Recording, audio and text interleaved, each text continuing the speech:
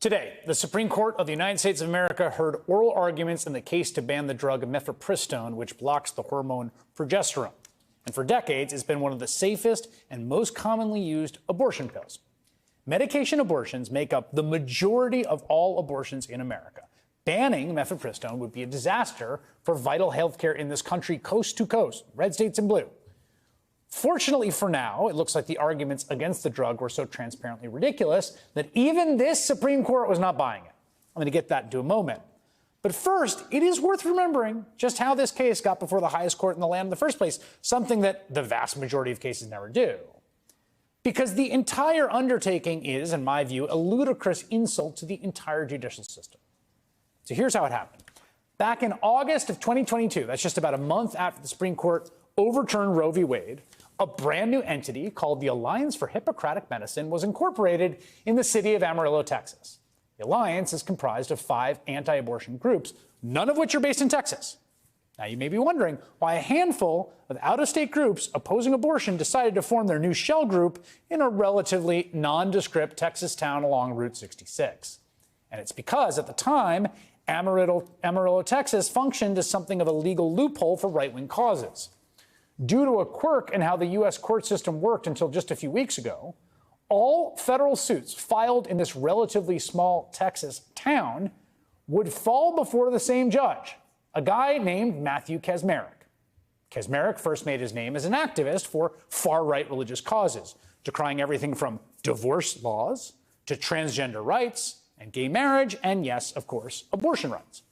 In fact, in a 2017 entry Kacsmaryk submitted to a conservative legal journal, he wrote about the need to protect religious medical providers who, in his view, quote, cannot use their pens to prescribe or dispense abortifacient drugs designed to kill unborn children. Notably, not long after Kacsmaryk submitted that article, he actually had asked to have his name taken off of it, citing, quote, reasons I may discuss at a later date. Those reasons became abundantly clear when it was announced that Donald Trump was appointing that Matthew Kacsmaryk to the federal bench. And after years of back and forth with the Senate, he was finally confirmed in 2019. And then, if you wanted to get your case before this extreme right-wing Trump judge, whose views on this stuff were obvious and clear as day, all you had to do was get a ticket to Amarillo, Texas, and figure out a way to file your case there. But even then, you still need to at least pretend to follow the rules of the American legal system, the most fundamental of which is the concept of standing.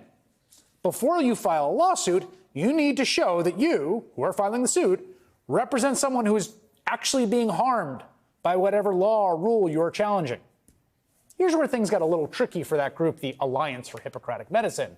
They wanted to ban mifepristone as an ideological project, but the drug has been used safely for 20 years. And it wasn't like it was people who'd been harmed by the drug that were suing. No one was actually harmed by it. So they got a little creative with their legal reasoning. And here's what they came up with. The abortion pill can sometimes give doctors the SADS.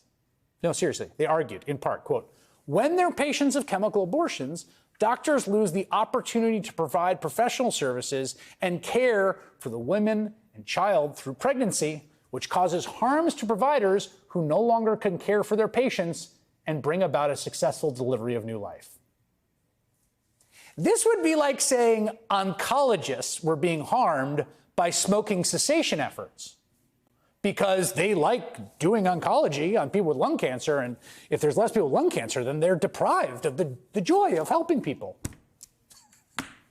They're arguing that providing abortion pills harms the doctors because they don't get to deliver more cute babies, and that makes them sad.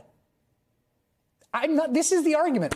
It is, to put it lightly, a ridiculous argument, but Judge Kacsmaryk is not a serious jurist. He's a hack. So to no one's surprise, he ruled in favor of the anti-abortion front group and issued a nationwide injunction in all 50 states of mifepristone, blocking access to it. Now, that decision was stopped by the appellate court. It snaked its way all the way up to the Supreme Court, who heard oral arguments today. And I got to say, even with a court with the same ideological makeup as the one that overturned Roe, it's the same court, except for Ketanji Brown Jackson, they seem pretty skeptical of the anti-abortion pill argument. Is it the first time? Is it the only time?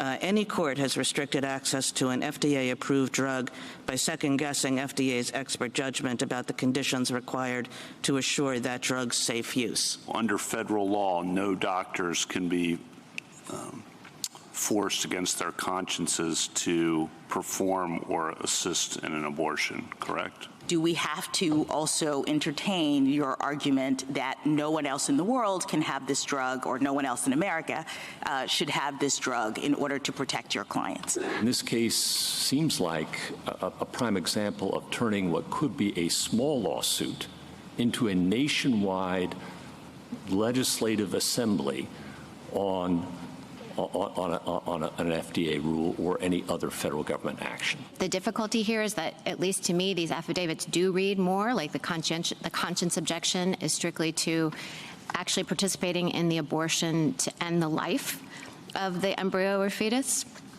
And I don't read either Scott or Francis to say that they ever participated in that. Of course, not every justice on the court was quite so skeptical of the anti-mifepristone arguments, as ludicrous as they may be. And they used today's hearing to try and kind of help anti-abortion activists do their homework. Melissa Murray and Ellie Mistal join me on that next. Hey everyone, MSNBC has a new and improved app. You'll get real-time alerts and analysis, live blogs, in-depth essays, video highlights, and the best 2024 election coverage. Download the new MSNBC app. Here's how to do it. You tap on the App Store on your phone. You hit search on the bottom right corner. You type in MSNBC. You click on the MSNBC app. You click on Get or the cloud icon and enjoy it.